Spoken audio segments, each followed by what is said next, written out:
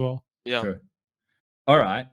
Do we have any other questions coming in here, Striker? I'm trying to see because we're getting towards the tail end of the show right now.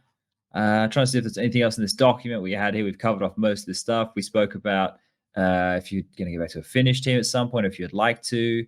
We spoke about the 6-man roster. There's one question here from a guy called Rambo. And he says, since the fans only determine if a player is good or not by looking at their 2-0 rating, who do you think is the most underrated player by this? Like, who do you think, because of that rating, goes under the radar with their impact? Or do you think the rating from HLTV is actually pretty good in determining who are the good players? I mean, you spoke about SPUNJ. It's a player that I haven't looked on too much, but I can just say, like TCN, for example, when Big was playing really good online, TCN was going under the radar because of his stats. But when you watch the guy, it's like an ideal guy because if no one in the team, listen to me, there's 5 players, and let's say you give a site, or CT side does 2, for example. CT side does 2 is a good example of TCN. He goes too long and he holds long. Okay? If you give it to someone, he can do it however he wants to. But TCN plays it differently. Like, he knows every piece of equipment, and he can throw this equipment to throw you off that you might think there might be no one long, and suddenly Surson is there to watch you. Or he might think that they took long with 2 or 3 guys, but in reality, he just threw all of his util and timed them well and just fakes you out, right?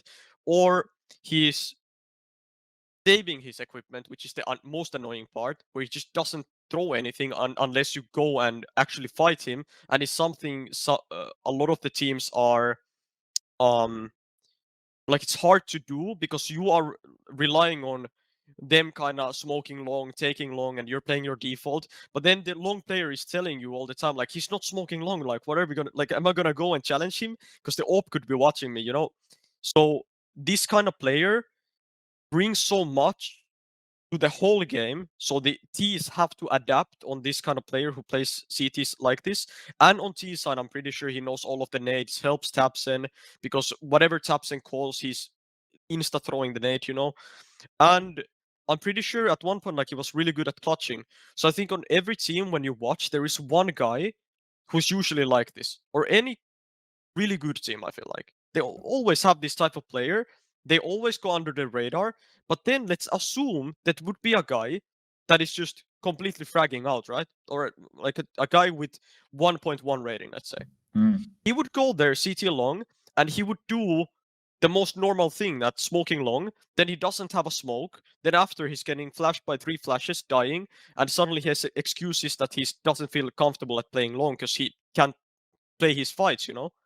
But you just need to have a different type of mentality and a different type of player to play these spots. And even if you go under the radar, I'm hoping his team gives him credit, you know?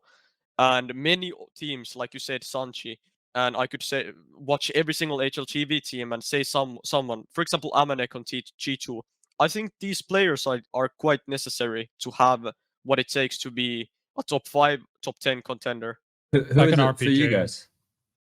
Well, it's hard to say because our dynamic is a bit different, but because of maybe the way I micromanage, it can be also because the way I might word stuff going out of the base about telling a guy to throw this equipment, right? So it kind of already changes up the round a bit. But I guess in our team, Valde is the guy who I rely on mostly on this, and he's really good at playing these mind games with his utility. So I guess it's Valde in our team, but Valde is kind of the star player at the same time. So overloading the roles right there, mate. All right. We got one here as well that I might want to ask. This one is from Yuna. And it says, Aleksib mentioned in an interview, maybe with Thorin, I'm not sure, that he really doesn't want to make changes to the team if he can avoid it or something along those lines. When does he think it's necessary to do some changes? And you mentioned at the top of the show that you're having conversations at the moment with the team going forward. So that question right there, is that more, because I obviously don't have the context of when you gave that answer. Is that more like if it's personality issues you can't get over, or as if it's like results just aren't going and things have to be changed? Or a little bit of both, maybe? Could be a little bit of both, but obviously we're not naive here. Hmm. We ended the last year number 6. We thought that this could be the break and having a fresh mindset coming into this year. We could be really sick. And let's say we would have played a decent Blast tournament and or got into the Blast finals and maybe gotten out of the groups here in Katowice, we would watch OG in a whole different light. But since we failed all of the tournaments, now we're here kind of bashing on us, which is reasonable. But all I'm saying is that it also came out of the blue for us that we actually could play this bad. So that's why I said at the start of the show that we're going through discussions, we're going through what to do next, kinda, and what to set the next goal, the blah blah blah. You get the point. But is that I'm not completely ignoring that we will never do a roster change. Like that doesn't go to any team that actually wants to win. All I'm saying is that our vision, it's not even 3 months to the year, and our vision wasn't like this when we started this year. I mean, who would want to only think about the worst case scenario, which we're in right now? So we're thinking about it, and we're trying to get everyone's thoughts in. Okay. What kind of goals did you set up when this team came together? Did you have like some sort of a timeline where you thought like, okay, we would want to be, I don't know, a top 10 team by this point? Yes. I mean, a top 10 team, but then when you think about it, in 1 year, a completely new team without, I could say, proven actual like top 20 players. Valde was there, right? I mean, Nathan has been there obviously in the past, but not Right. like in the recent years, just now. So and I got kicked off of ends. So a lot of questions, right? But when you think about it, that I mean, I how agree am I that it gonna is an approach impressive it? feat for So a it's new like, team. yeah, exactly. Like if we top 6 with 1 year is really good, and it's something we tried to achieve, and we actually did. But we also wanted a trophy. For example, we wanted more finals appearances, and we got 2 finals appearances, and we got 0 trophies. So on that department, we didn't deliver. But at least something went right. So when this year started, and the goals for this year were obvious, that we would stay in the top 10, battle for the top 5, and get a trophy. But the year has started horribly, so there's nothing else to say. Right. All right. I mean, the only team that's kind of comparable to you guys in this is Complexity, pretty much. They've been in a similar timeline, right? They started a little bit later, at least They're with just them in about the Europe. same time, right? Like Yeah, they were literally competing maybe- for the same players. Yeah, maybe a month or 2 earlier or later, because they signed Blamef, if I'm not mistaken. Like in and September or something. Yeah, Yeah, then and they then started to sign people, but at least they broke into the top 5 and they won Blast finals, right? Yeah. So I guess for their goals, I'm pretty sure they exceeded their goals, or like at least got into their goals. All right. Well, we just hit 10 o'clock on the nose right there. So, Lexi, thank you for joining us. Now, I want to give you opportunity right now if you want to say anything to the people at home, the fans, even the people who were, you were just talking to the people getting on you a little bit. Is there anything you want to say? I mean, at this point, I guess the most general thing everyone always says is like, thank you for supporting, and I hope we will be better.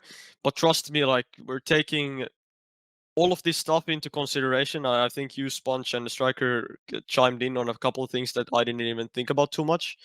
So thanks for that. But overall, I think I'm glad I was able to join this. I wanted to join this previously as well, and I think it's good contrast as well that I came here where we are in a deep slope with the team, because many times it's like I would be here and OG would be doing fine, and we're praising OG, praising maybe this, at the end of praising that. last year, So it's kind of like a good contrast as well to also be here where I have to actually think about some stuff I might have did wrong, or stuff, because it's what can also happen after this, and what already happened is like I already got a thing or two out of this talk, whereas let's say we would have been doing fine, maybe I wouldn't have anything to go out of, Yeah. All right. That's a really positive mindset right there. That's a good way to tackle life, All right, I like that one. That's a nice note to leave it on, ladies and gentlemen. So thank you once again for everybody tuning in. Unfortunately, Prof wasn't with us. He was sick. Hopefully he's better for next week.